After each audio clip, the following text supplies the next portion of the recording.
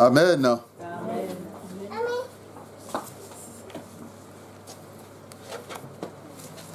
Nous voulons dire merci à l'Éternel notre Dieu. Est-ce que l'on peut tirer un peu le rideau là? Celui-là. Merci. Nous voulons lui dire merci pour sa bonté, pour sa fidélité. Inclinons-nous pour la prière.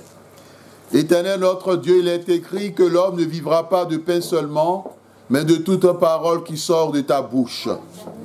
Papa, nous voulons être nourris par toi. Viens arracher les pierres et les épines de nos cœurs au nom de Jésus-Christ. Que le sang de Jésus-Christ anéantisse tout ce qui est un obstacle à la prédication de l'Évangile, à ta parole, ô Père, et que toi-même tu nous donnes un cœur bon, disposé, que ce sang anéantisse maintenant tous les oiseaux, les démons chargés de voler la semence qu'est ta parole dans nos cœurs, dans nos vies. Père éternel, manifeste ta gloire, ta puissance et donne-nous de porter des fruits en abondance. Saint-Esprit, souffle et que toute la gloire revienne à l'Éternel au nom puissant de Jésus-Christ et que tous les fardeaux soient ôtés. Amen. Amen. Nous voulons dire merci à l'Éternel notre Dieu pour sa bonté, pour sa fidélité. Nous allons lire dans le livre de Luc, chapitre 13, les versets 10 à 17. Luc, chapitre 13, versets 10 à 17. Et ce que nous souhaiterons, c'est que désormais, même les enfants, vous devez avoir vos Bibles. Chaque enfant doit désormais venir à l'église avec sa Bible. Amen. Chacun doit avoir sa Bible dans la main, de telle sorte qu'au moment où la parole de Dieu est enseignée, et les enfants suivent. Amen.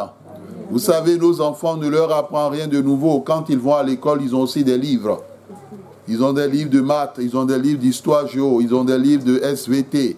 Ou quelquefois, lorsqu'ils doivent faire des exercices, ils le font. Et aujourd'hui, il est vrai qu'il y a une évolution où dans certaines écoles, c'est du numérique. Ou bien c'est la tablette. Même quand c'est la tablette ou le numérique, les livres sont déjà à l'intérieur. Donc, ils en ont toujours besoin. Amen. Amen. Donc, écoutons la parole de Dieu dans Luc 13, 10 à 17. Je lis au nom du Seigneur Jésus-Christ. Amen. Jésus enseignait dans une des synagogues le jour du sabbat.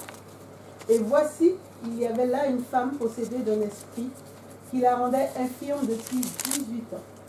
Elle était courbée et ne pouvait pas du tout se redresser. Lorsqu'il la vit, Jésus lui adressa la parole et lui dit « Femme, tu es délivrée de ton infirmité. » Et il lui imposa les mains. À l'instant, elle se redressa et glorifia Dieu. Mais le chef de la synagogue, indigné de ce que Jésus avait opéré cette guérison, un jour de sabbat, dit à la foule, « Il y a 6 jours pour travailler. Venez donc vous faire guérir ces jours-là, et non pas le jour du sabbat. » « Hypocrite, lui répondit le Seigneur. Est-ce que chacun de vous, le jour du sabbat, ne détache pas de la crèche son bœuf ou son âne pour le mener boire? Et cette femme, qui est une fille d'Abraham, et que Satan tenait liée depuis 18 ans, ne fallait-il pas la délivrer de cette chaîne le jour du sabbat? Tandis qu'il parlait ainsi, tous ses adversaires étaient confus. Et la foule se réjouissait de toutes les choses glorieuses qu'il faisait. Amen. Amen. Amen. Amen. Amen. Amen. Nous sommes dans la joie de vous voir cet après-midi. Amen. Amen. Nous sommes plus que 12. Amen. Amen. 12, c'était le nombre des disciples de Jésus-Christ. Lorsque Jésus enseignait et ils les écoutaient. Amen. Amen. Nous voulons dire merci à l'Éternel notre Dieu pour ce texte que Luc intitule « Une infirme guérie ». Il s'agit d'un récit de guérison.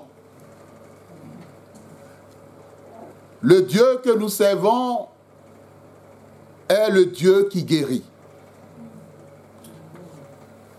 Parmi ces identités, il y a le mot El Rapha, où vous entendrez le mot El Raphi, en fonction des traductions. le Dieu qui répare. Vous savez, lorsqu'une personne a un véhicule et que ce véhicule a un problème, il va voir ceux qui réparent. Il a une télé, un ordinateur, un iPhone qui est tombé, un Samsung Galaxy Note, il va voir pour la réparation. Mais le Dieu que tu sais, il ne s'occupe pas de la réparation des Samsung ou des iPhones. Il s'occupe de la réparation du corps, de l'âme et de l'esprit. Aucun médecin ne peut réparer l'esprit de l'homme. Le monde a trouvé des médecins pour le corps. Le monde a trouvé des médecins pour l'âme. Ce sont les psychologues. Mais le monde n'a pas trouvé des médecins pour l'esprit de l'homme. L'esprit de l'homme est d'une complexité. Et l'esprit de l'homme a été donné par une seule personne, l'Éternel des armées. Celui qui est ton Père. Parce que c'est lui qui a insufflé son roi, son souffle dans l'homme qui n'était que matière. Et la Bible dit, il est devenu un être vivant.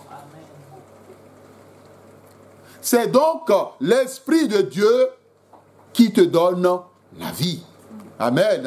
Amen. C'est l'Esprit de Dieu qui te permet de pouvoir avancer.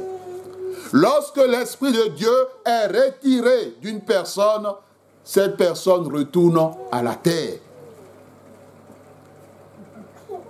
Mais lorsque la nourriture est retirée à une personne en un jour donné ou en une seconde donnée, la personne vit encore. Amen. Et à notre connaissance, personne ne mange toutes les secondes. Personne ne mange toutes les minutes. Parce que si les gens mangeaient toutes les minutes, on dira, bon, on ne sait pas si c'est un être humain. Parce que le temps même de manger, ça prend des minutes. À plus forte raison, en une minute, quelqu'un ne peut pas manger toutes les une minute. D'autres diront, bon, qu'est-ce qu'il a à la place du ventre? Bien-aimés dans le Seigneur, hier, Dieu nous a enseigné que nous prenons le temps à nourrir notre corps. Voyons tout ce que nous dépensons pour notre corps.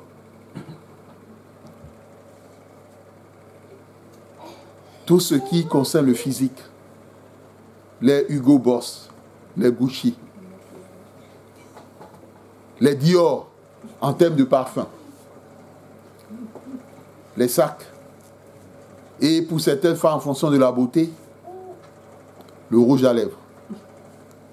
Et il faut que la tête soit comme il faut. Amen. Amen. Et certaines personnes, lorsqu'ils vont chez une personne qui doit les tresser, ce n'est pas gratuit. Il faut qu'ils sortent, comme le dit l'anglais, money. Il faut sortir l'argent. Tout ça pour le corps. Et quand on rentre dans les maisons, on ouvre le réfrigérateur, on ouvre le congélateur. Tout ça encore, c'est pour le corps. Et certains ont des greniers. Quand tu ouvres, tu as les conserves de ceci. Tu as les choses déjà entreposées. Ah, ça c'est pour tout le mois. Et d'un côté, tu as les chips. Comme un enfant le disait ce matin, on mange aussi les chips. Bien-aimés dans le Seigneur. Tous ces éléments, c'est pour le corps. Et ça ne suffit pas, les vêtements. C'est pourquoi? C'est pour l'esprit? Mais non, l'esprit n'en a pas besoin. Toujours pour le corps. Voyons tout ce que nous dépensons pour notre corps. Tout ce que nous investissons pour notre corps. Et en fonction des températures, il faudrait qu'on achète un vêtement donné. Et on est dans une nation ou sur un continent où, en fonction des saisons, les gens doivent changer ce qu'ils portent. Et ça, c'est de l'argent. Amen. Dans d'autres parties du monde, il n'y a pas de saison. Les gens portent ce qu'ils veulent. Amen. Les gens pensent ce qu'ils veulent. Ça peut être une chemise simple du matin jusqu'au soir. Et la même chemise, chaque saison, la même chemise peut revenir. Nous prenons soin de notre corps. Or, dans l'être humain, il y a 3 réalités. Le corps, l'âme et l'esprit. Et les scientifiques sont d'accord que ces 3 réalités existent. Combien tu dépenses pour ton âme et pour ton esprit? Bon, on a vu les dépenses pour ton corps. Combien tu dépenses pour ton âme et pour ton esprit? Tu as fait le calcul? Amen. Est-ce que tu as fait le calcul de tes dépenses pour ton âme et pour ton esprit? Bon, tu nourris ton corps. Comment nourris-tu ton âme? Et nous parlons de la nourriture du corps. Il y a des gens, ils sont calés.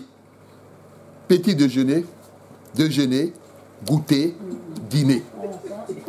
Si les 4 ne passent pas, c'est que la maman doit mettre le coton dans l'oreille.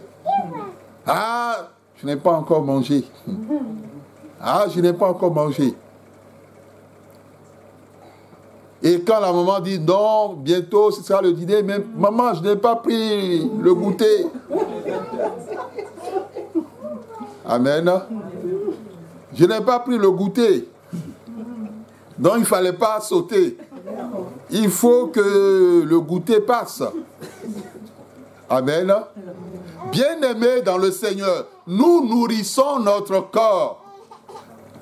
Quelquefois 4 fois par jour, quelquefois 3 fois. Et certains parents 2 fois par jour. Certains parents 1 seule fois par jour parce qu'ils n'ont pas le temps de s'occuper de leur corps et de leur âme et de leur esprit. Leur corps, une fois, il se dit, bon, ça peut aller. Mais qu'en est-il de l'âme et de l'esprit? Il n'est pas concevable, dit l'Éternel, que tu négliges ton âme et ton esprit. Tu as vu tout ce que tu fais pour ton corps. Tu prends soin de ton corps. Mais qu'en est-il de ton âme et de ton esprit? Le chrétien doit prendre soin aussi de son âme et de son esprit. Ce qui fait qu'au chevet de son lit, il doit avoir, s'il n'a pas de guéridon, qu'il s'achète un guéridon. Et il dépose sa Bible.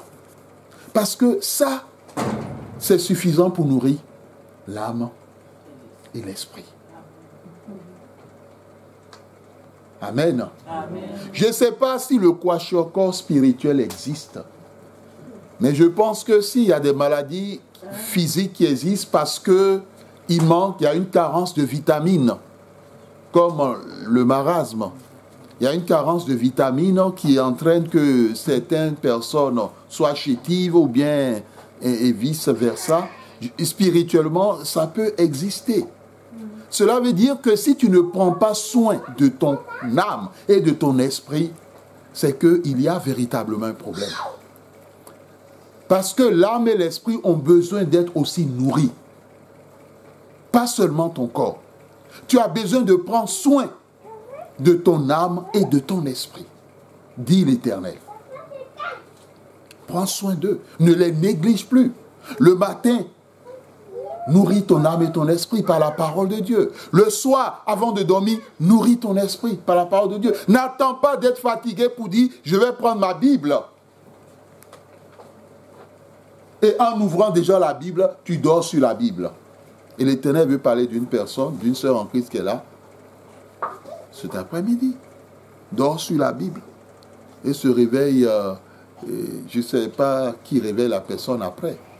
Peut-être sûrement Dieu pour lui dire, mais mon enfant, je t'attendais pour qu'on parle, mais je me suis rendu compte que tu t'es endormi sur la Bible.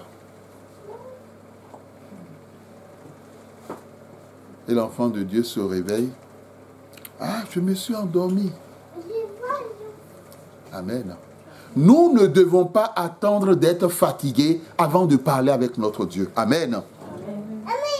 Vous savez, quand tu veux aborder des choses importantes avec une personne, n'attends pas que la personne soit fatiguée. Sinon, elle va t'écouter avec une oreille. Pas avec les deux. Ou bien elle te dira, bon, c'est bon, on verra demain. Amen. Quand tu dois parler des choses sérieuses avec l'Éternel, ton Dieu, sois en forme. Parce que si tu n'es pas en forme, tu es déjà fatigué. On ne sait pas ce que cela donnera. La prière nourrit l'âme et l'esprit et rend fort l'âme et l'esprit. Amen. La prière protège non seulement le corps, l'âme, mais aussi l'esprit. Parce que c'est un dialogue entre toi et l'Éternel. Amen. Bien-aimés dans le Seigneur, notre corps est nourri. Amen. Et à notre connaissance, nous changeons de nourriture. Amen. En fonction de l'évolution de notre corps. Amen. À ma connaissance, même les bébés qui sont en train de faire un peu de bruit, je pense qu'ils ne continuent pas encore à téter le sein maternel. Amen. Le lait maternel. Maintenant, si la soeur Adélie me dit que sa petite demande encore le lait maternel, je dirais là, il y a un problème. Amen. Bien-aimés dans le Seigneur, aucun de nous n'est encore au lait maternel. Amen. On est passé du lait maternel, après on a changé d'alimentation. Ensuite, on a évolué. Ensuite, on a continué. On a commencé à manger des aliments solides. Et aujourd'hui, nous qui sommes les adultes, on est devenus experts en la nourriture. Dans quel sens? Parce qu'on sélectionne. Amen. Les enfants, eux, tu leur donnes quelque chose, à partir du moment où ils ont faim, on te dit, bon, allez. Mais nous, les adultes, aujourd'hui, on sélectionne. Les enfants, ils ne font pas la différence entre bio ou ce qui n'est pas bio. C'est nous, aujourd'hui, les adultes, on dit, bon, il faut bio. Et puis, on entre dans la gamme des bio. On est dans la sélection. Nous, les adultes, aujourd'hui, on dit, bon, non, il faut qu'on arrête avec les coca gazeux, tout ce qui est gazeux. Il faut arrêter tout ça. Il faut qu'on prenne du jus de fruits. Et pur. Est-ce que vous voyez? Ça, nous entrons dans des choix. Dans des choix, on commence à sélectionner les choses que nous allons manger. Vous entendez des adultes dire, non, les burgers, tout ça, c'est fini. Amen. Tout ça, c'est fini. Les chips, ça fait grossir, c'est du gras. Amen. Donc, il faut que nous mangeons des choses synthétiques, simples, naturelles. C'est ça. Donc, ça, c'est le discours. Et tout ça, c'est pourquoi? C'est pour le corps. Qu'en est-il au niveau de l'âme et de l'esprit? Est-ce que tu as pris le temps pour savoir ce que ton âme et ton esprit mangent? Est-ce que tu es arrivé aussi à synthétiser les choses? L'apôtre Paul parlera du fait qu'il existe le lait spirituel, mais il existe aussi des aliments solides. Et s'il le dit, les aliments solides, on ne les reçoit pas lorsqu'on prêche la parole de Dieu. Mais on les reçoit lorsqu'on est enseigné. Il y a une différence entre la prédication et l'enseignement. Parce que dans l'enseignement, on va en profondeur des choses. Et c'est normal, posez la question à vos enfants. Nos enfants sont enseignés. Quand ils étaient au cours primaire, 1 plus 1, 2 fois 4, plus ils évoluent, on leur parlera des fractions, des nombres décimaux. Et quand ils entrent au collège, on leur sortira des thèmes comme les théorèmes de Thalès, de Pythagore. On leur parlera des H2O, des équations chimiques qu'il faut équilibrer. en fonction de leur évolution, ils ont de nouveaux enseignements. Et posez-leur la question, il existe ce qu'on appelle des chapitres. Tel chapitre, tel sous-chapitre A, ils ont fini tel chapitre, ils vont aborder un autre chapitre. On est dans l'enseignement. De la même manière que nous sommes enseignés à l'école civique, on a aussi besoin d'être enseigné de la part de l'Éternel. C'est ce pourquoi nous disons, il est important que toute l'Église, lorsque Dieu permet qu'il y ait des séminaires, une fois tous les 3 mois, que tout le monde soit là. Parce que lors de l'enseignement, l'Éternel donne le nécessaire. Et le nécessaire, qui reçoit le nécessaire? Ce n'est pas ceux qui sont absents, c'est ceux qui sont présents. Lorsque le semeur jette la semence,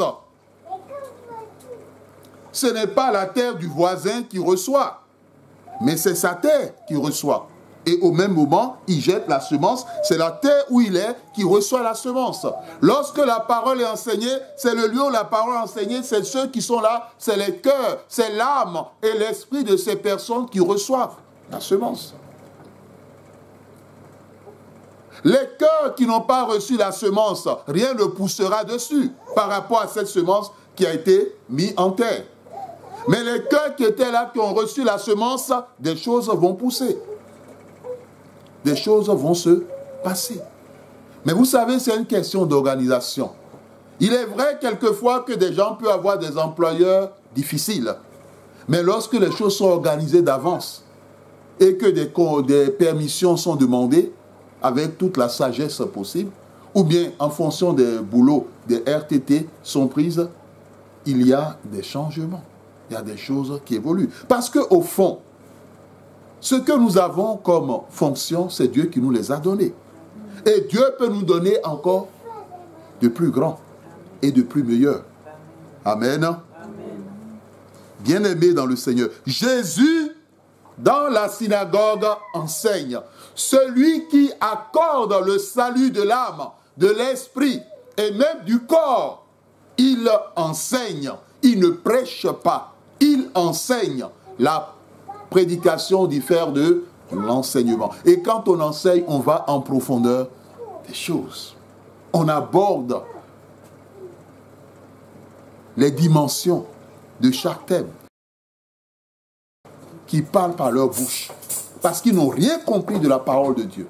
S'ils lisaient bien la Bible, ils auraient compris que c'est seulement dans ce seul endroit que Dieu envoie la bénédiction et la vie, pas pour un moment, mais pour toute l'éternité. Cela veut dire que c'est quelque chose qui se tendra sur tes générations. Et même ceux qui sont dans tes entrailles, qui ne sont pas encore nés. Ça, c'est la révélation de la parole de Dieu. Et Jésus lui-même, Jésus pourrait dire, mais je n'ai pas besoin d'aller dans une synagogue. Je reste dans la maison de la belle-mère de Pierre. Et je mange du poisson. Il pouvait le dire. Mais non, le sabbat, il sait où il doit être, où il doit être. Il sait que c'est dans une synagogue qu'il doit être. C'est dans la maison de son père qu'il doit être. Et non ailleurs. Bien-aimé dans le Seigneur, il est là, dans une synagogue, le jour du sabbat. Il enseignait. Et la Bible dit, il y avait dans ce lieu une femme, possédée d'un esprit qui la rendait infime. Depuis combien d'années? 18 ans. 18 ans. Souffre depuis 18 ans. Courbé depuis. J'avais dit ce matin à Strasbourg que on n'est pas une église où on fait les exercices pratiques de certains cas. Sinon, je leur ai donné rendez-vous un samedi et on va essayer de marcher comme une personne courbée pendant un certain nombre de minutes. On va voir qui va tenir. Et va tenir pendant combien de temps? Amen. Une personne qui marche courbée, elle est comme ça. Courbée. La Bible dit, aucunement, elle ne pouvait aucunement se redresser. Donc, elle marchait courbée. Tu marches courbée pendant Combien de temps? 18 ans. C'est pas 1 heure, hein? Attendez. La personne marche courbée pendant 18 ans. 18 ans. Et elle a encore le courage d'aller dans la maison de Dieu. Je suis sûr que d'autres personnes diront, non, non, non, c'est même pas la peine. Je vais aller faire quoi là-bas? Si Dieu existait, il aurait pris soin de mon mal. Il m'aurait guéri de mon mal. Si Dieu existait, pourquoi il a permis que je sois comme ça ou bien que j'ai tel problème? Non, non, non, Dieu n'existe pas. D'autres auront parlé ainsi. Ça, c'est ce qu'on appelle la folie. La folie spirituelle. Parce qu'ils n'ont pas compris qui est Dieu. Bien aimé, l'immensité, la grandeur de Dieu, personne ne peut la comprendre ni la comparer. Je me rappelle d'un chant qu'on exécutait quand on était à l'école du dimanche. L'amour de Dieu est si merveilleux, l'amour de Dieu est si merveilleux, l'amour de Dieu est si merveilleux, oh quel amour, comment il est si haut qu'on ne peut le surmonter, il est si bas qu'on ne peut le rabaisser, il est si vaste qu'on ne peut le contourner, oh quel amour. Bien-aimé dans le Seigneur, 18 ans. D'autres diront 18 ans de dèche. Sans boulot, pendant 18 ans, voyez comment la personne peut être sans mari. Pendant 18 ans, regardez le cœur de la personne. Sans une véritable santé pendant 18 ans. Regardez comment elle est. Sans enfant pendant 18 ans. Regardez comment est la personne. Mais cette femme, sa situation ne l'a pas empêchée d'aller chaque fois dans la maison de l'Éternel. Parce qu'elle savait qu'un jour viendra. Son temps viendra. Où Dieu va la visiter. Amen. Ce jour-là, elle n'était pas absente. Elle était présente. Et c'était le jour que l'Éternel avait choisi.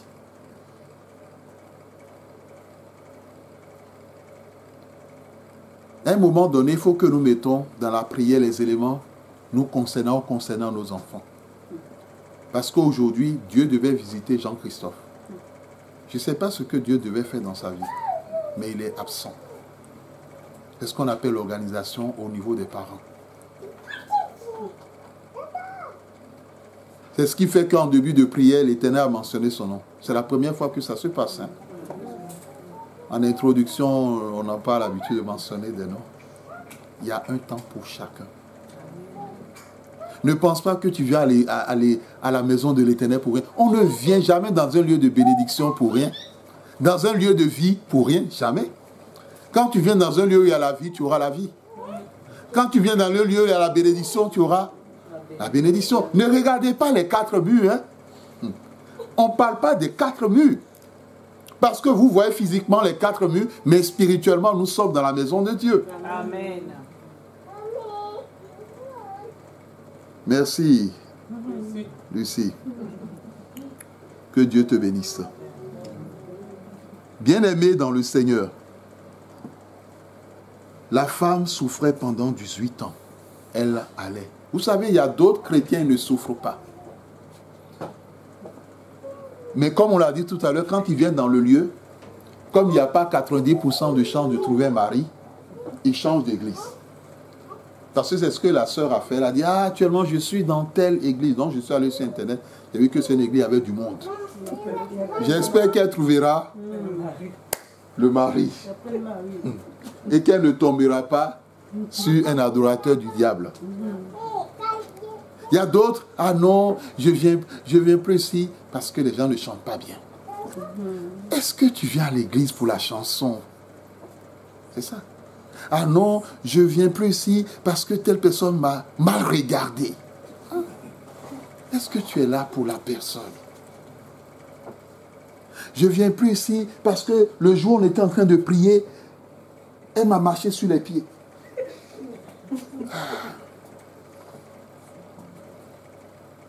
Bien-aimé, tu fais quoi dans la maison de Dieu. Ce n'est pas la maison de la personne.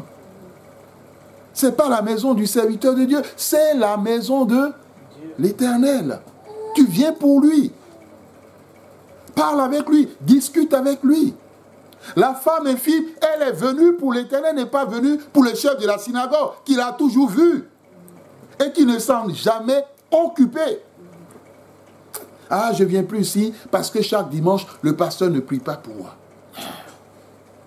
Vous savez, le pasteur peut prier, mais ce n'est pas le pasteur qui exauce les prières. Une seule personne, l'Éternel. C'est lui qui exauce. Elle a persévéré. Elle était là chaque fois. Elle venait, elle venait, elle venait. Et le jour de l'Éternel a sonné. La Bible dit, lorsqu'il la vit, Jésus enseignait. Mais l'Éternel lui a dit, cette femme-là, aujourd'hui, je vais libérer cette femme. Vous savez, Jésus a dit dans Jean 5, lisez Jean 5, il dit, il ne fait rien sans que le Père ne le lui ait ordonné. Et lorsqu'il agit, qui agit? Le Père agit en même temps. C'est ça. Le Père lui a dit, cette femme-là, aujourd'hui, je vais la libérer. Dans cette synagogue, il y avait beaucoup de personnes. Amen. Amen. La synagogue, elle est toujours remplie, hein, rassurez-vous. Et c'est ce que nous ne comprenons pas aujourd'hui au niveau des protestants. Parce que vous savez, les catholiques, dans la semaine, chaque soir, il y a des activités. Hein. Chaque soir, il y a des activités. Dans les paroisses, hein, il y a toujours, chaque jour de la semaine, il y a des activités. Il y a des activités qui sont liées à la paroisse, qui sont liées à ci ou à ça. Et dans d'autres endroits, chaque jour, il y a toujours une messe, en fonction des heures. Et dans d'autres endroits encore, chaque jour, il y a le culte de tel. Ensuite, il y a la messe de ci, il y a la messe de ci, de 7h à 9h, de 9h à 6, et ça va jusqu'au soir, en fonction des endroits. Mais le chrétien, on lui dit seulement, viens juste un dimanche. Il trouve déjà qu'on lui demande trop. Et ce qu'on appelle la pauvreté spirituelle. Parce que la personne n'a pas été enseignée sur l'importance de la maison de Dieu. David dit ceci. Je suis dans la joie lorsqu'on me dit je suis riche. Non. C'est ça? Non. Vous voyez? Ah, il y a des gens, quand ils vont dire ah, vraiment, ah, je suis riche. Donc, ils sont dans la joie. Amen. Mais comprenons les choses. David, le roi David n'a pas dit je suis dans la joie lorsqu'on me dit je suis riche. Lorsqu'on me dit allons manger, hein, du congrès, hein, pepper soup en anglais, ndolé, non. Vous savez, il y a des maris, ils sont dans la joie qu'on leur prépare certaines nourritures. Amen. Mais quand cette nourriture-là n'est pas là, c'est comme si vous avez fait tomber la lune. Le visage change. Amen.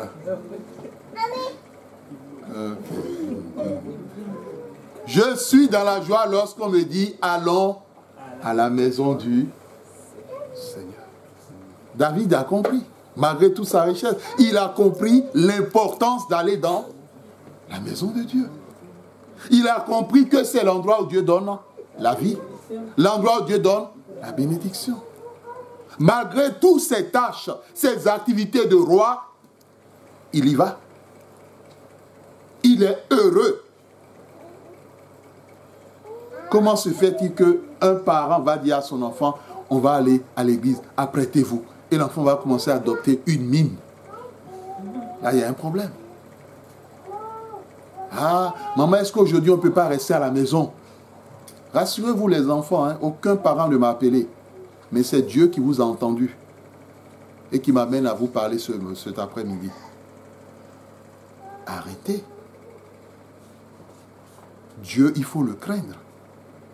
Et il faut lui accorder la place qui lui revient.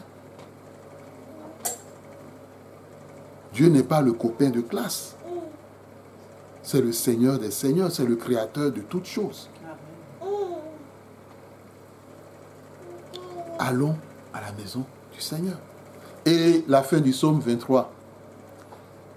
Dans la version courante, la traduction dit « j'habiterai ». Mais dans la version hébraïque, « je me rendrai toujours ». Parce que les gens peut-être se sont posé la question. Mais David, il va habiter tous les jours. Et son palais, qu'est-ce qu'il fait de son palais de roi? Il va habiter tous les jours dans la maison de Dieu. Mais habiter tous les jours, il dort là-bas, il a une chambre là-bas, il a une maison là-bas.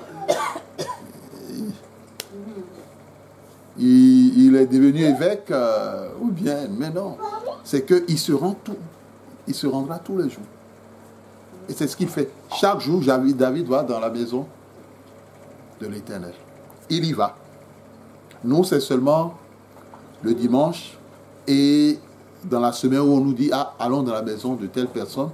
Mais quand c'est une cellule de prière, à partir du moment où les personnes se retrouvent, Dieu vient aussi, il fait dans l'endroit où il se retrouve pour ce temps-là sa maison. Et ce qui fait que ceux qui ont la grâce d'accueillir une cellule de prière, ils sont bénis. Parce que c'est une grâce de Dieu. Amen. Bien-aimés dans le Seigneur, Jésus a dit une parole. Il n'a pas prié. Femme, tu es délivrée. Il lui a imposé les mains. Elle s'est redressée. Et quand elle s'est redressée, quelle est la première chose qu'elle a eu à faire? Elle a glorifié Dieu. Amen. Amen. Est-ce que c'est comme ça que nous fonctionnons avec Dieu? C'est ce pourquoi Dieu vous a dit hier, on ne vient pas voir les ministres de Dieu les mains vides. Est-ce que c'est comme ça que nous fonctionnons? Quand Dieu a fait quelque chose dans ta vie, est-ce que tu le glorifies? Est-ce que c'est la première chose que tu fais? Tu le glorifies. Il y a des gens, Dieu fait des choses dans leur vie ou dans la vie de leur enfant. C'est comme s'ils étaient anesthésiés. C'est comme si Dieu n'a rien fait. Ou bien, bon, c'est normal. Mais non.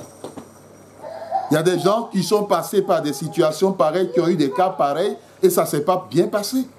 Ça s'est très mal passé. D'autres n'ont pas survécu, d'autres n'ont pas tenu. Mais toi, Dieu t'a fait la grâce. Cette femme qui s'est redressée, là, on comprenait que cette femme savait où elle était. Et elle savait qui est-ce qu'elle venait adorer et louer. C'est ce qui fait que lorsque la chose s'est passée, elle ne s'est pas tournée vers Jésus pour lui dire « Je te dis merci », ni vers le chef de la synagogue, mais elle s'est tournée vers l'Éternel parce qu'elle était connectée à Dieu. Amen. Et elle a glorifié l'Éternel dans toute la synagogue. Et quand l'Éternel fait du bien dans ta vie, sache qu'il y aura toujours des jaloux. Il y aura des jaloux.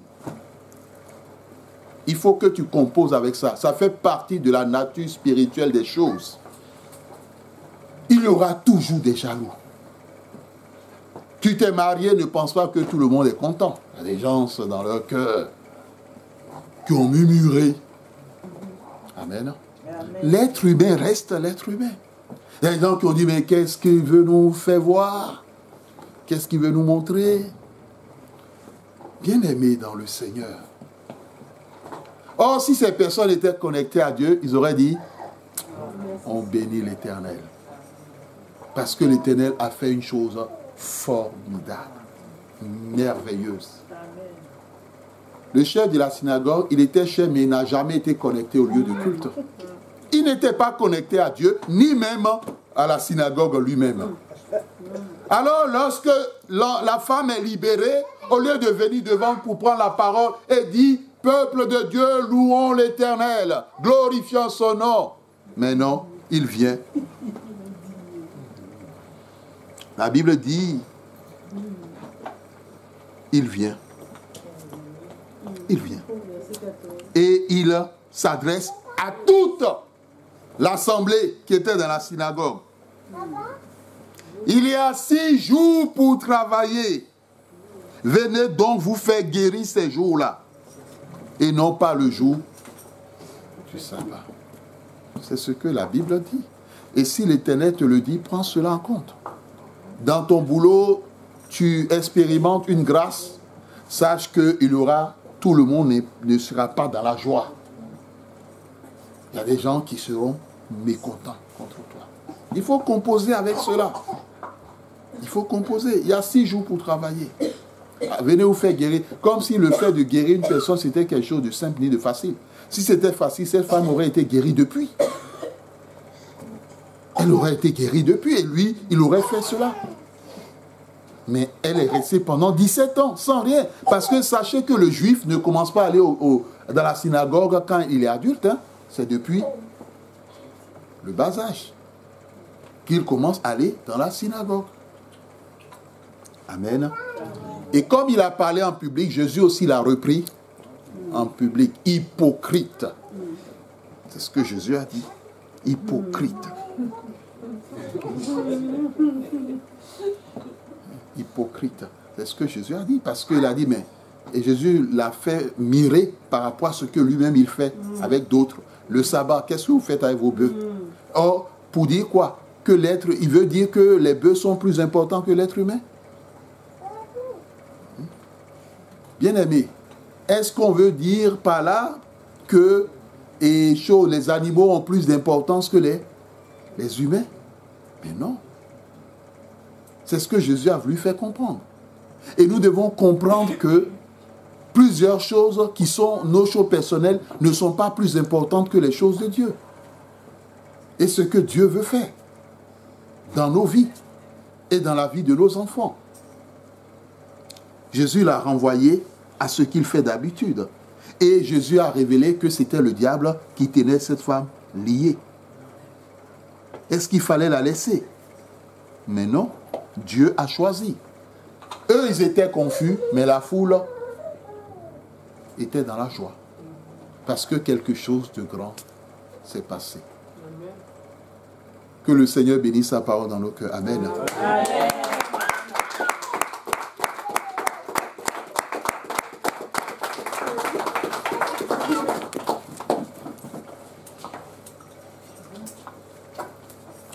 Donc, nous voulons dire merci à Dieu pour cette parole. Et comme vous l'avez constaté, quand le serviteur de Dieu il prend la parole, c'est l'enseignement. Jésus signifie celui qui sauve. Donc, derrière tout enseignement, il y a le salut. Il y a le salut. Derrière tout enseignement venant de la parole de Dieu, il y a le salut. L'enseignement véhicule le salut. Et l'enseignement a pour finalité de t'amener à la vie éternelle. Amen. L'enseignement a pour finalité de te conserver en vie. Lorsque tu reçois un certain type d'enseignement, tu es confronté à une situation donnée, tu sais ce que tu as fait. L'Éternel m'a enseigné, si je suis confronté à cette situation, que j'invoque le sang de Jésus-Christ de Nazareth. Ah, mais j'ai été enseigné. Et comme la situation se présente, je dis le sang de Jésus-Christ de Nazareth. Et là, je vois les effets. Amen. Dans mon livre que l'Éternel nous a permis d'écrire, la prière d'autorité, on vous a donné le témoignage de ce frère en Christ qui était allé à l'étude biblique. Voici encore un autre élément. Un lieu que Dieu a mis spécialement, les cellules de prière, pour que les gens aillent nourrir leur âme et leur esprit. Mais plusieurs n'y vont pas. Vous savez, au temps de Jésus, Jésus faisait des distances. Hein? Et nous aussi, on n'est même plus au temps de Jésus. Nous, on fait des distances pour venir. Parce qu'on a compris quelque chose. Dans ce témoignage, le frère allait à l'étude biblique. Et au retour, qu'est-ce qu'il rencontre? Il rencontre un porc ou un cochon. Quand on dit un porc, ne pensez pas à un être humain qui fait du désordre. Parce qu'aujourd'hui, le mot porc a un sens figuré. Amen. Il a rencontré un porc, un cochon qu'on vend dans les supermarchés. Mais bien sûr, déjà découpé. Amen. Mais un cochon digne, c'est-à-dire il est bien dodu. Mais un cochon qui marchait sur les deux pieds les deux pattes arrière, parce qu'ils n'ont pas de pieds, ils ont des pattes. Il marchait sur les deux pattes arrière, parce que le frère, il passait dans un endroit, et en passant dans l'endroit, il était seul.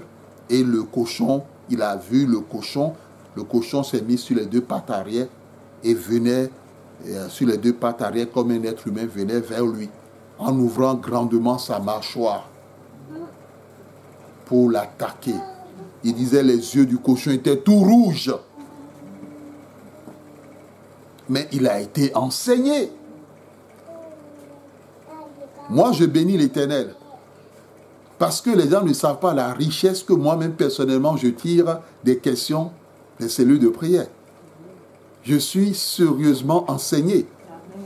Je suis nourri convenablement.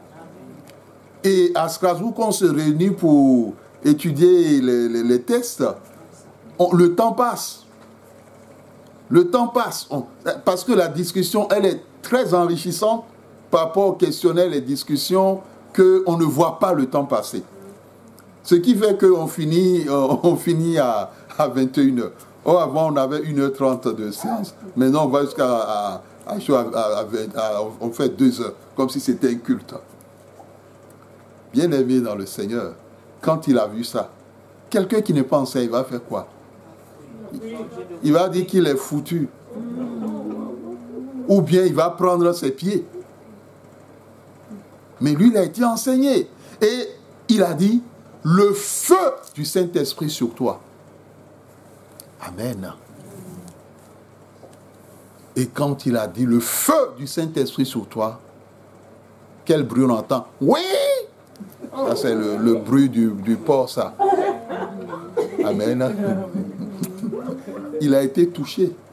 Quelque chose l'a touché.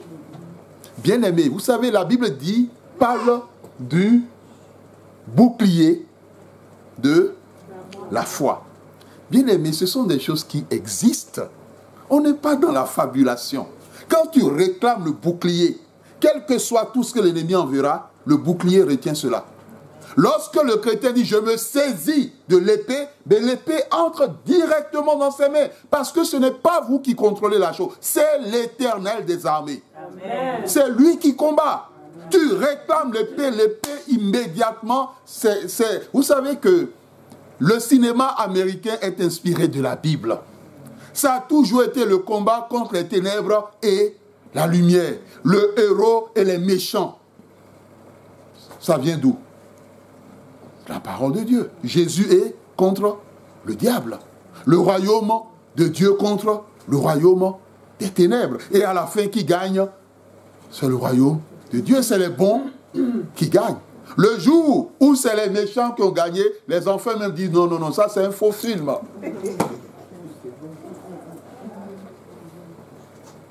Parce que dans le vrai film, les héros ne meurent jamais. Même quand ils prennent une balle, après on se rend compte que c'est c'est au niveau de l'aine. Or on pensait que c'était au niveau du cœur. Le héros est vivant. Amen. Bien-aimé dans le Seigneur. Il a invoqué le feu. Ce n'est pas des choses racontées. Je connais le frère. Il a invoqué le feu. Et Dieu a envoyé le feu. Élie a invoqué le feu. Le feu est descendu. Élie n'est pas un mythe. C'est quelqu'un qui a existé comme vous et moi. Le feu est descendu et le porc qui avançait sur 2 pieds s'est remis sur ses vrais pieds, les 4 pieds. Amen. Dieu l'a ramené à la raison pour dire, toi, je t'ai créé pour que tu marches à 4 pattes, pas sur 2 pieds. Et il a pris la fuite.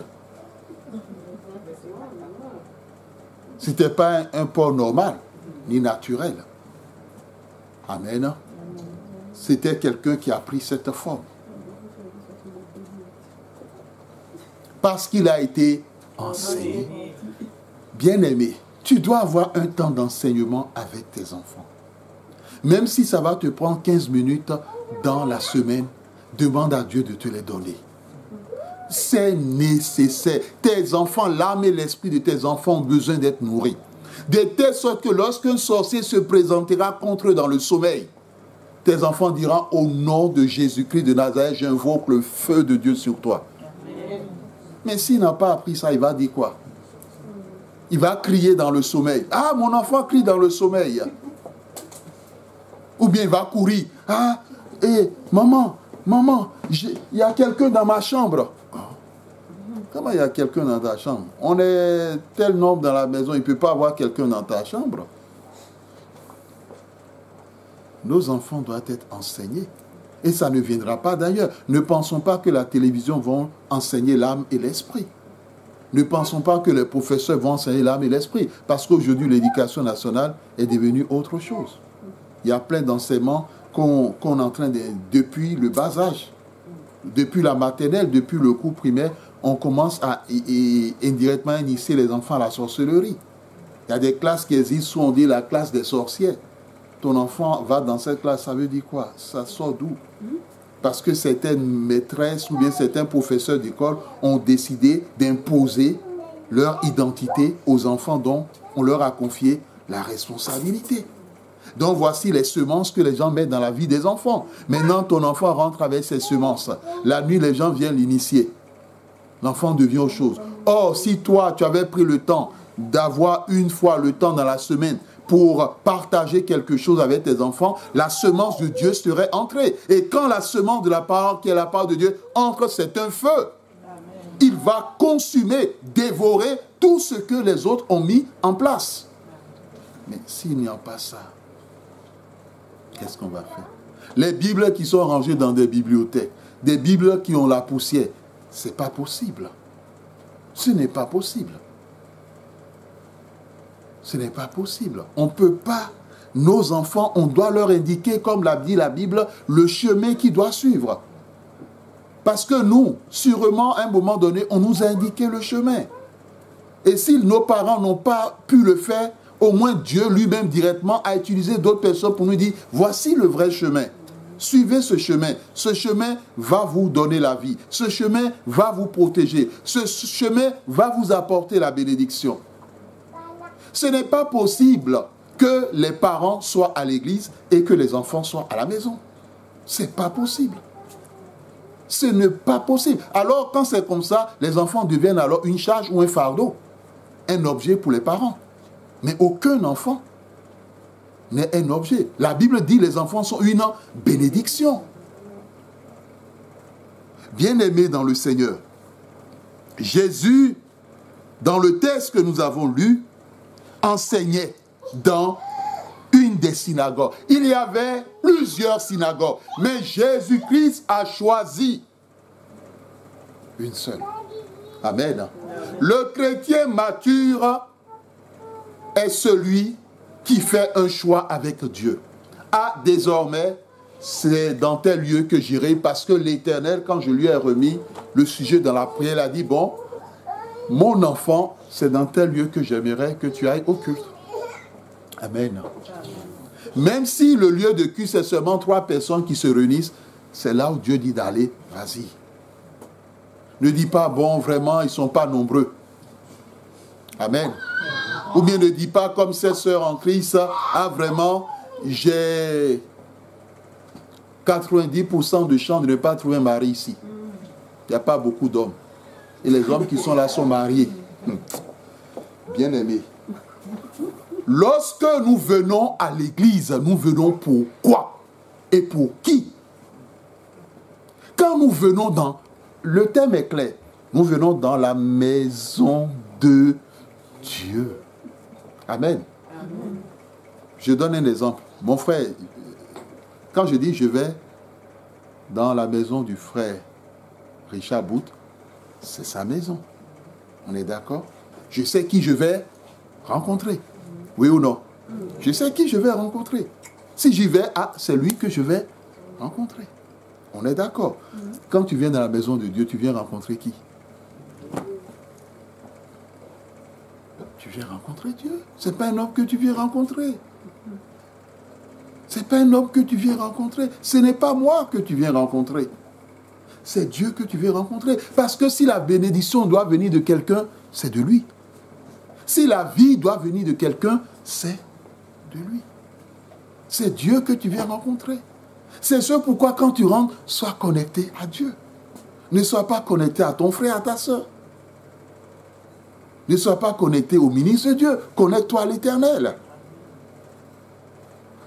Connecte-toi à lui. Lorsque Anne se rendait de façon régulière dans la maison de Dieu, elle n'était pas connectée à Élie. Parce que si elle était connectée à Élie, chaque fois qu'elle allait, elle irait voir Élie. Mais la Bible ne nous dit pas qu'elle allait voir Élie. La Bible dit qu'elle se retrouvait quelque part dans le temple et elle priait. Elle passait son temps à prier, à supplier l'Éternel. Parce qu'elle savait qui est-ce qu'elle est venue rencontrer, qui est-ce qu'elle est venue voir. Et un jour, Élie passe et la voit. Parce que Élie ne la connaissait pas, mais Élie la voit souvent. Mais Élie ne la connaissait pas, parce que si elle la connaissait, elle ne va pas la traiter d'ivrogne. Élie la voit, ah, celle-là, elle a encore bu. Ainsi ceux qui boivent de l'alcool. Va cuver ailleurs. C'est ce que Élie lui disait, va cuver ailleurs. Et c'est là, elle dit, mais non. Mais non. C'est parce qu'elle a une douleur dans son cœur. Et ce qu'elle a dans son cœur, elle est en train de le dire à l'Éternel. Élie lui dit que l'Éternel alors exauce ta prière. Et c'est là que le miracle de Dieu a eu lieu. Amen. Il faut que la connexion entre toi et Dieu soit une connexion serrée. Ce qui fait qu'après, lorsque les ministres disent quelque chose, parce que la connexion passe déjà, les ossements suivent. Mais s'il n'y a pas de connexion, ça ne passe pas. Vous savez, on aura beau donner à quelqu'un un écran plat de 3 mètres de longueur, s'il n'y a pas la connexion dans sa maison, il va regarder une télé noire. Non, il n'y aura pas d'image. Il n'y aura pas d'image. La télé peut avoir toute la beauté, mais s'il n'y a pas de connexion, il n'y a pas d'image. Parce que pour recevoir l'image, il faut que la télé soit connectée. Il faut que la télé soit connectée. Bien-aimé dans le Seigneur Jésus-Christ, il était connecté à la maison de Dieu. Il savait ce que c'était. Il savait ce qu'il recherchait. Anne était connectée à la maison de Dieu.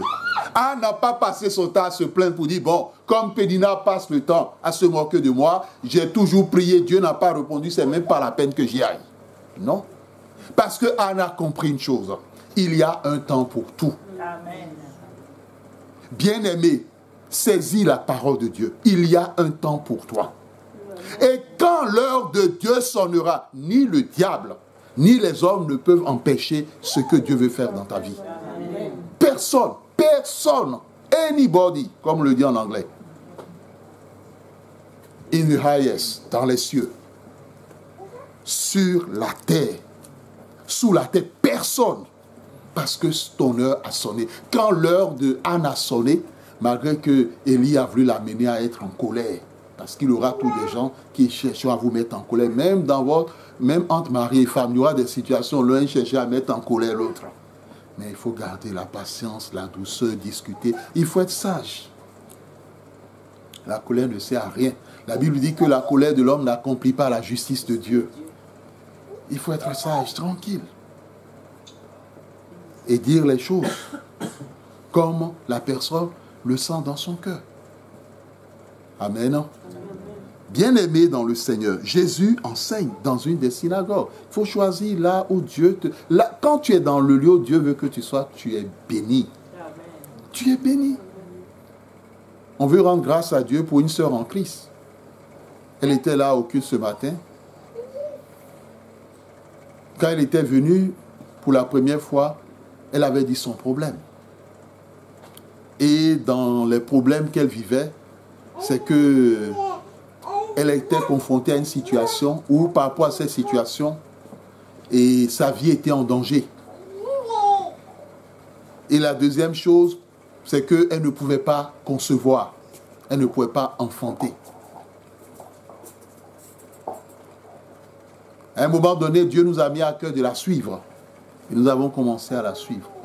Et un jour, l'Éternel a dit, il faut faire une séance de cure d'âme, de délivrance avec elle. Nous avons fait la séance de cure d'âme, de délivrance. Et pendant la séance, il y a eu des manifestations. Lorsqu'elle devait venir ici en Europe, elle est une Camerounaise, elle était en Afrique à l'époque. Elle connaissait un ami de lycée. Et donc, elle cherchait ce que l'on appelle l'attestation de résidence. Parce que, quelquefois, dans les consulats, avant de donner le visa, les gens demandent un document. Et pour la personne, d'hébergement plutôt. D'hébergement. Attestation d'hébergement, quelque chose, ou certificat d'hébergement. Et l'ami lui a dit, ah, j'ai ma mère qui est en Allemagne. Et elle peut, je vais lui en parler, elle peut te le faire facilement. Elle a dit, pourquoi pas. Et donc, la mère a fait, elle a pu déposer avec son diplôme, ses compétences, elle a pu voyager. Et elle s'est retrouvée en Allemagne chez cette dame. Elle est restée chez cette dame pendant un certain nombre d'années. Et après, elle a eu ses problèmes de santé et vice-versa. Et le jour où nous étions en train de prier pour elle, c'est là où l'Esprit de Dieu a dit que dans sa vie, et il y a une femme qui est à l'origine de tous les problèmes qu'elle traverse. Et quand nous avons commencé à prier, la femme a donné son nom. Elle a donné le nom de ses enfants, tout ça. Et c'était la femme qui l'avait hébergée. Parce qu'à un moment, elle a donné cette femme qui l'avait hébergée, lorsque même celui qui est actuellement son époux était venu, elle lui disait, ah non, cette personne, elle ne trouve pas la personne bien. Elle se mêlait de la vie de l'intéressé, elle essaie de diriger sa vie. Et nous voulons rendre grâce à Dieu, la prière a été faite, Dieu a dégagé la femme et tout, et a demandé la restitution de tout ce qui a été fait. On rend grâce à Dieu aujourd'hui, elle est enceinte.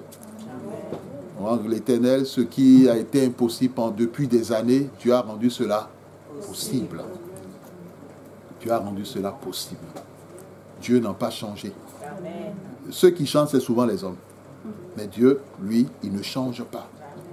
Dieu a rendu cela possible. Et quand Dieu a rendu cela possible, elle est allée au niveau des traitements, elle est allée, vous savez, le diable ne dort pas. Elle est allée, bon, les consultations, à un moment donné, on lui a dit, ah, on voit un kyste là, et le kyste risque de gêner votre grossesse. Ah. Elle dit, mais ce qu'elle cherchait depuis des années, parce que le médecin lui disait, bon, est-ce que c'est pas mieux d'enlever?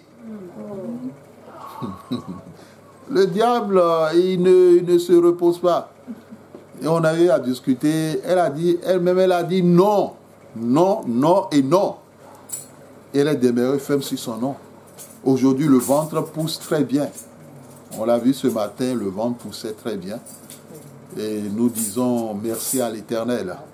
Parce que l'Éternel, lui, ne change pas. Quand son temps a sonné, Dieu a agi. Quand ton heure sonnera, ce que tu demandes à l'Éternel, il te l'accordera. Bien-aimé dans le Seigneur, Jésus enseignait le jour du sabbat. Le sabbat, ce n'est pas le jour du repos des hommes, c'est le repos de Dieu. Amen. Amen. Jésus, l'Éternel s'est reposé le jour du sabbat. Et le jour du sabbat, le repos de Dieu, c'est un repos d'adoration. C'est un repos de prière. Ce n'est pas un repos où on dort parce qu'on a travaillé toute la semaine et on est fatigué.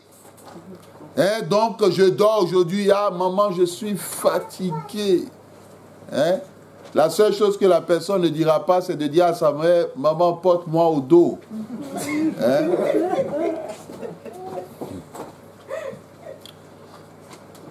Le sabbat est un jour de repos, un jour sanctifié, un jour consacré, un jour que Dieu a mis à part. Le jour du culte est un jour mis à part par Dieu. Et ce jour-là, tu n'as pas fait autre chose que de servir l'Éternel, que de l'adorer, que de te retrouver dans sa maison. Ce n'est pas dans ta maison propre que Dieu envoie la bénédiction et la vie pour l'éternité. C'est dans la maison de Dieu. C'est dans le lieu de culte. Et la parole de Dieu est claire sur ça. Il n'y a même pas de confusion. Alors faites attention à ceux-là qui disent qu'ils n'ont pas besoin d'aller dans un lieu de culte pour adorer l'Éternel. Ça, c'est le diable qui parle par leur bouche. Parce qu'ils n'ont rien compris de la parole de Dieu. S'ils lisaient bien la Bible, ils auraient compris que c'est seulement dans ce seul endroit que Dieu envoie la bénédiction et la vie, pas pour un moment, mais pour toute l'éternité. Cela veut dire que c'est quelque chose qui se tendra sur tes générations. Et même ceux qui sont dans tes entrailles, qui ne sont pas encore nés. Ça, c'est la révélation de la parole de Dieu. Puis Jésus lui-même, Jésus pourrait dire, mais je n'ai pas besoin d'aller dans un synagogue. Je reste dans la maison de la belle-mère de Pierre. Et je mange du poisson. Il pouvait le dire.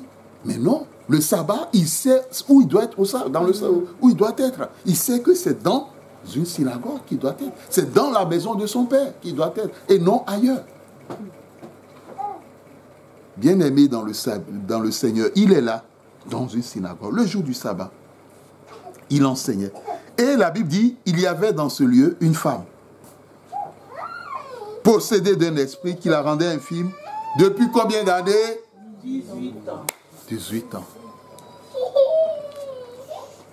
Souffre depuis 18 ans.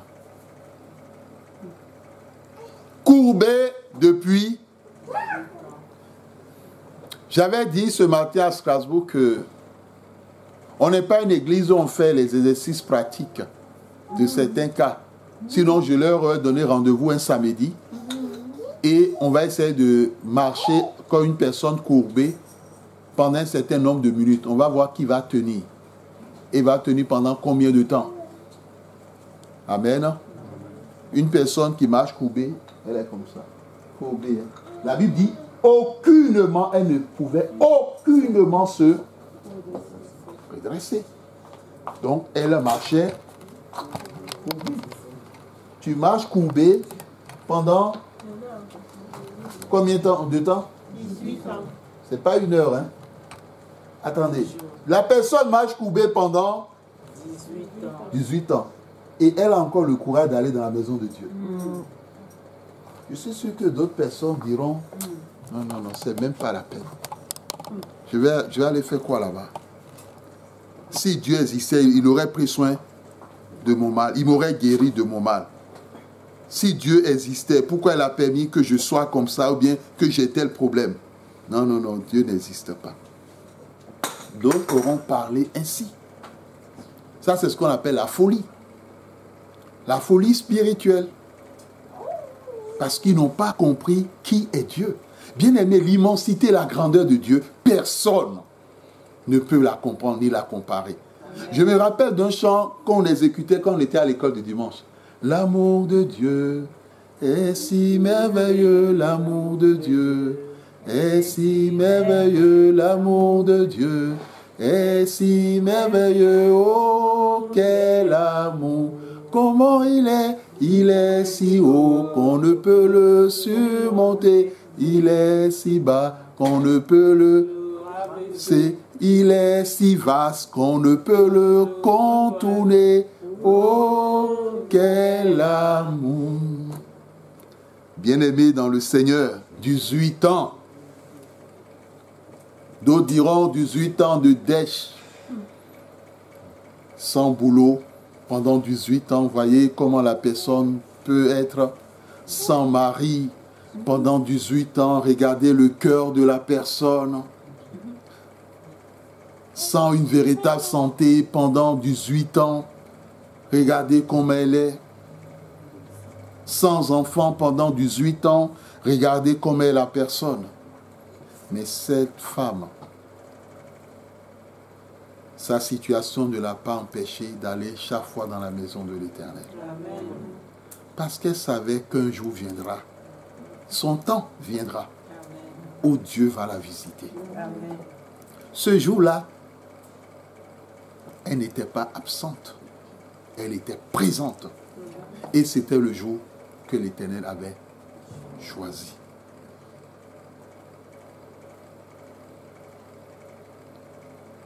À un moment donné, il faut que nous mettons dans la prière les éléments nous concernant nos enfants. Parce qu'aujourd'hui, Dieu devait visiter Jean-Christophe. Je ne sais pas ce que Dieu devait faire dans sa vie, mais il est absent. C'est ce qu'on appelle l'organisation au niveau des parents. C'est ce qui fait qu'en début de prière, l'Éternel a mentionné son nom. C'est la première fois que ça se passe. Hein. En introduction, on n'a pas l'habitude de mentionner des noms. Il y a un temps pour chacun. Ne pense pas que tu viens aller à la maison de l'Éternel pour rien. On ne vient jamais dans un lieu de bénédiction pour rien. Dans un lieu de vie pour rien, jamais. Quand tu viens dans un lieu où il y a la vie, tu auras la vie. Quand tu viens dans le lieu où il y a la bénédiction, tu auras la bénédiction. Ne regardez pas les 4 murs. Hein. On ne parle pas des 4 murs. Parce que vous voyez physiquement les 4 murs, mais spirituellement, nous sommes dans la maison de Dieu. Amen. Merci, Lucie. Que Dieu te bénisse. Bien-aimée dans le Seigneur, la femme souffrait pendant 18 ans. Elle allait. Vous savez, il y a d'autres chrétiens qui ne souffrent pas. Mais comme on l'a dit tout à l'heure, quand ils viennent dans le lieu, comme il n'y a pas 90% de chance de trouver un mari, ils changent d'église. Parce que c'est ce que la sœur a fait. Elle a dit, ah, actuellement je suis dans telle église. Donc je suis allé sur Internet, j'ai vu que c'est une église avec du monde. J'espère qu'elle trouvera le mari. Et qu'elle ne tombera pas sur un adorateur du diable. Il y a d'autres, ah non, je viens plus ici parce que les gens ne chantent pas bien. Est-ce que tu viens à l'église pour la chanson? C'est ça. Ah non, je viens plus ici parce que telle personne m'a mal regardé. Est-ce que tu es là pour la personne? Je viens plus ici parce que le jour où on était en train de prier, elle m'a marché sur les pieds.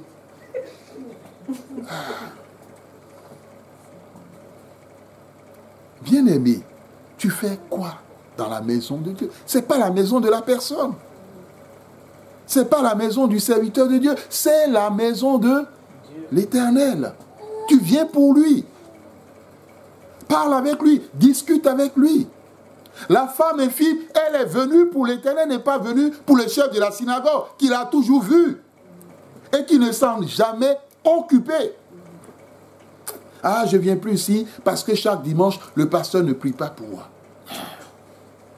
Vous savez, le pasteur peut prier, mais ce n'est pas le pasteur qui exauce les prières. Une seule personne, l'Éternel. C'est lui qui exauce. Elle a persévéré. Elle était là chaque fois. Elle venait, elle venait, elle venait. Et le jour de l'Éternel a sonné. La Bible dit, lorsqu'il la vit, Jésus enseignait. Mais l'Éternel lui a dit, cette femme-là, aujourd'hui, je vais libérer cette femme. Vous savez, Jésus a dit dans Jean 5, lisez Jean 5, il dit, il ne fait rien sans que le Père ne le lui ait ordonné. Et lorsqu'il agit, qui agit? Le Père agit en même temps. C'est ça. Le Père lui a dit, cette femme-là, aujourd'hui, je vais la libérer. Dans cette synagogue, il y avait beaucoup de personnes. Amen. Amen. La synagogue, elle est toujours remplie, hein, rassurez-vous. Et c'est ce que nous ne comprenons pas aujourd'hui au niveau des protestants. Parce que vous savez, les catholiques, dans la semaine, chaque soir, il y a des activités. Hein. Chaque soir, il y a des activités. Dans les paroisses, hein, il y a toujours, chaque jour de la semaine, il y a des activités. Il y a des activités qui sont liées à la paroisse, qui sont liées à ci ou à ça. Et dans d'autres endroits, chaque jour, il y a toujours une messe, en fonction des heures. Et dans d'autres endroits encore, chaque jour, il y a le culte de tel. Ensuite, il y a la messe de ci, il y a la messe de ci, de 7h 9h, de 9h à 6, et ça va jusqu'au soir, en fonction des endroits. Mais le chrétien, on lui dit seulement, viens juste un dimanche. Ah, il trouve déjà qu'on lui demande trop. Et ce qu'on appelle la pauvreté spirituelle. Parce que la personne n'a pas été enseignée sur l'importance de la maison de Dieu. David dit ceci, je suis dans la joie lorsqu'on me dit, je suis riche. Non. C'est ça? Non. Vous voyez? Ah, il y a des gens, quand ils vont dire ah, vraiment, ah, je suis riche. Donc, ils sont dans la joie. Amen. Mais, comprenons les choses. David, le roi David n'a pas dit, je suis dans la joie lorsqu'on me dit, je suis riche. Lorsqu'on me dit, allons manger. Hein? Du congrès. Hein? Pepper soup, en anglais. Ndolé. Non. Vous savez, il y a des maris, ils sont dans la joie qu'on leur prépare certaines nourritures. Amen. Mais quand cette nourriture-là n'est pas là, c'est comme si vous avez fait tomber la lune. Le visage change. Amen.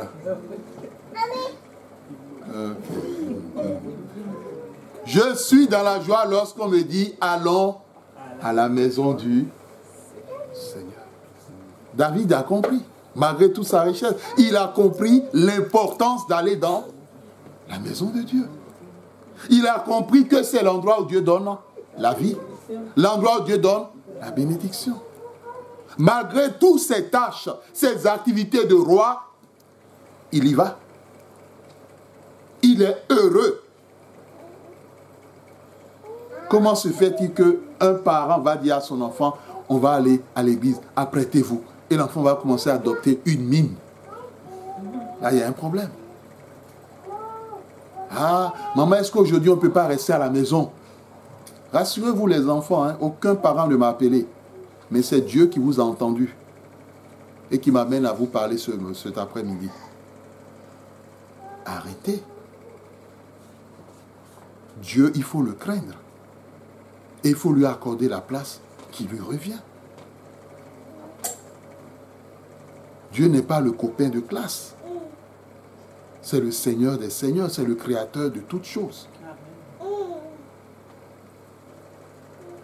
Allons à la maison du Seigneur. Et la fin du psaume 23. Dans la version courante, la traduction dit « j'habiterai ». Mais dans la version hébraïque, je me rendrai toujours. Parce que les gens peut-être se sont posé la question. Mais David, il va habiter tous les jours. Et son palais, qu'est-ce qu'il fait de son palais de roi? Il va habiter tous les jours dans la maison de Dieu. Mais habiter tous les jours, il dort là-bas, il a une chambre là-bas, il a une maison là-bas. Il est devenu évêque ou bien, mais non. C'est qu'il se rend tout. Il se rendra tous les jours. Et c'est ce qu'il fait. Chaque jour, David va dans la maison de l'Éternel. Il y va. Nous, c'est seulement le dimanche et dans la semaine où on nous dit, ah, allons dans la maison de telle personne.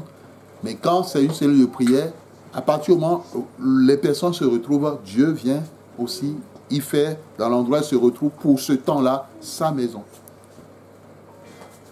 Et ce qui fait que ceux qui ont la grâce d'accueillir une série de prières, ils sont bénis.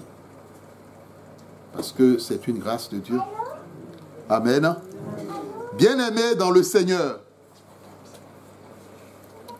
Jésus a dit une parole. Il n'a pas prié. Femme, tu es délivrée. Il lui a imposé les mains. Elle s'est redressée. Et quand elle s'est redressée, quelle est la première chose qu'elle a eu à faire? Elle a glorifié Dieu. Amen. Amen. Est-ce que c'est comme ça que nous fonctionnons avec Dieu? C'est ce pourquoi Dieu vous a dit hier, on ne vient pas voir les ministres de Dieu les mains vides. Est-ce que c'est comme ça que nous fonctionnons? Quand Dieu a fait quelque chose dans ta vie, est-ce que tu le glorifies? Est-ce que c'est la première chose que tu fais? Tu le glorifies. Il y a des gens, Dieu fait des choses dans leur vie ou dans la vie de leur enfant. c'est comme s'ils étaient anesthésiés. C'est comme si Dieu n'a rien fait. Ou bien, bon, c'est normal. Mais non. Il y a des gens qui sont passés par des situations pareilles, qui ont eu des cas pareils, et ça ne s'est pas bien passé. Ça s'est très mal passé. D'autres n'ont pas survécu. D'autres n'ont pas tenu. Mais toi, Dieu t'a fait la grâce. Cette femme, qu'elle s'est redressée, là, on comprenait que cette femme savait où elle était. Et elle savait qui est-ce qu'elle venait adorer et louer. C'est ce qui fait que lorsque la chose s'est passée, elle ne s'est pas tournée vers Jésus pour lui dire « Je te dis merci », ni vers le chef de la synagogue, mais elle s'est tournée vers l'Éternel parce qu'elle était connectée à Dieu. Amen. Et elle a glorifié l'Éternel dans toute la synagogue. Et quand l'Éternel fait du bien dans ta vie, sache qu'il y aura toujours des jaloux. Il y aura des jaloux. Il faut que tu composes avec ça. Ça fait partie de la nature spirituelle des choses. Il y aura toujours des jaloux. Tu t'es marié, ne pense pas que tout le monde est content. Il y a des gens dans leur cœur qui ont murmuré. Amen. L'être humain reste l'être humain. Il y a des gens qui ont dit, mais qu'est-ce qu'il veut nous faire voir? Qu'est-ce qu'il veut nous montrer? Bien-aimés dans le Seigneur. Or, si ces personnes étaient connectées à Dieu, ils auraient dit, on bénit l'Éternel. Parce que l'Éternel a fait une chose formidable, merveilleuse. Le chef de la synagogue, il était chef, mais il n'a jamais été connecté au lieu de culte. Il n'était pas connecté à Dieu, ni même à la synagogue lui-même. Alors, lorsque la femme est libérée, au lieu de venir devant pour prendre la parole et dire, peuple de Dieu, louons l'Éternel, glorifions son nom. Mais non, il vient. La Bible dit, il vient. Il vient. Et il s'adresse à toute l'assemblée qui était dans la synagogue. Il y a 6 jours pour travailler. Venez donc vous faire guérir ces jours-là. Et non pas le jour du sabbat. C'est ce que la Bible dit. Et si l'Éternel te le dit, prends cela en compte. Dans ton boulot, tu expérimentes une grâce. Sache qu'il y aura, tout le monde ne sera pas dans la joie. Il y a des gens qui seront mécontents contre toi. Il faut composer avec cela. Il faut composer. Il y a 6 jours pour travailler. Venez vous faire guérir. Comme si le fait de guérir une personne, c'était quelque chose de simple ni de facile. Si c'était facile, cette femme aurait été guérie depuis. Elle aurait été guérie depuis et lui, il aurait fait cela.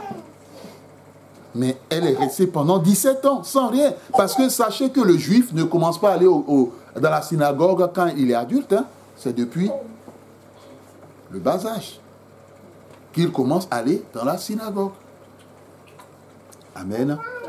Et comme il a parlé en public, Jésus aussi l'a repris en public. Hypocrite. C'est ce que Jésus a dit. Hypocrite.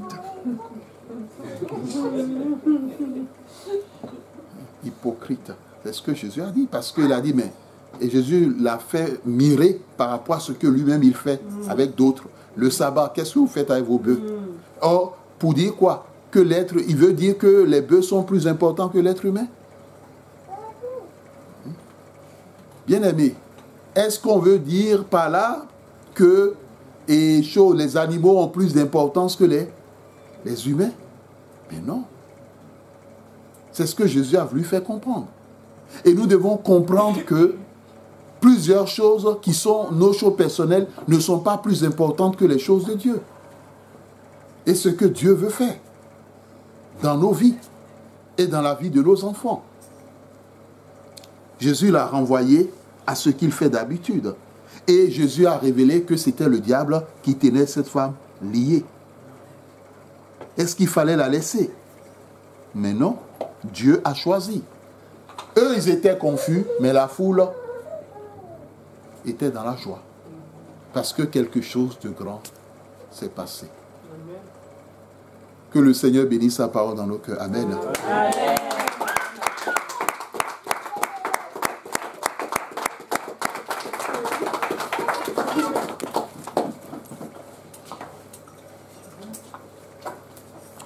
Donc, nous voulons dire merci à Dieu pour cette parole. Et comme vous l'avez constaté, quand le serviteur de Dieu il prend la parole, c'est l'enseignement.